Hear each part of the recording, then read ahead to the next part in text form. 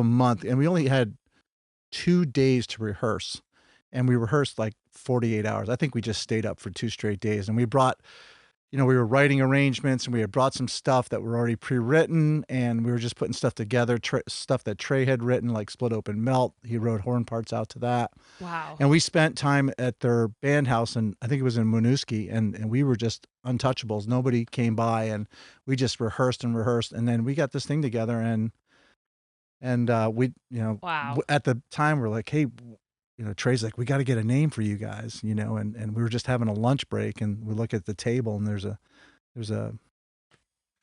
bakery up there in Burlington or that area called Giant Country, so I think Fishman said, hey, how about the Giant Country Horns? And it stuck. I know that bread company. Yeah. So That's so funny. So Paige said, okay, well, I don't know. We had to look like, kind of a unique section or whatever. So Paige went out to a thrift store and went and got 3 white tuxedo jackets.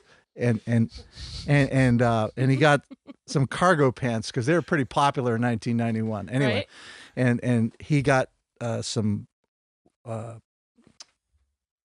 dye and 2 big vats, purple dye and pink dye. Yeah, so he threw the jackets were supposed to be purple and the pants were supposed to be pink, but he ended up putting them in the wrong vat. So we had pink jackets and purple pants, and we wore those things every gig.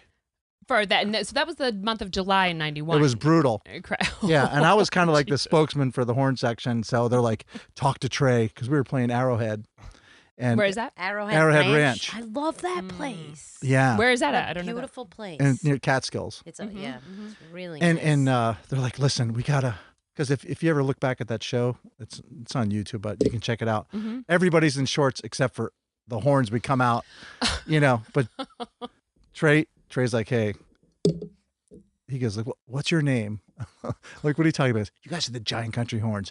You got to look like the Giant Country Horns. So we wore those tuxedos all the way down to our last gig in Atlanta. And I think what happened was they just went on a hanger and went away. I think we should have just... That's what I'm just asking. So do those things exist anymore? It's that would somewhere. be like in a fish museum. They don't. They don't exist. They should be somewhere. You know But I what? bet Some they're not. really lucky person at Goodwill came across it and was like, yes. It probably ended up at somebody's like senior prom or something. I guess we really never thought twice about it. We're so happy to get rid of them. Right? Yeah. Yeah, normally don't think about the future and the present No. It's just when like you're burning hot. it's like having somebody video everything backstage, because it was a magical time, because every gig we were coming up with something new, because they don't want to repeat tunes, but certain tunes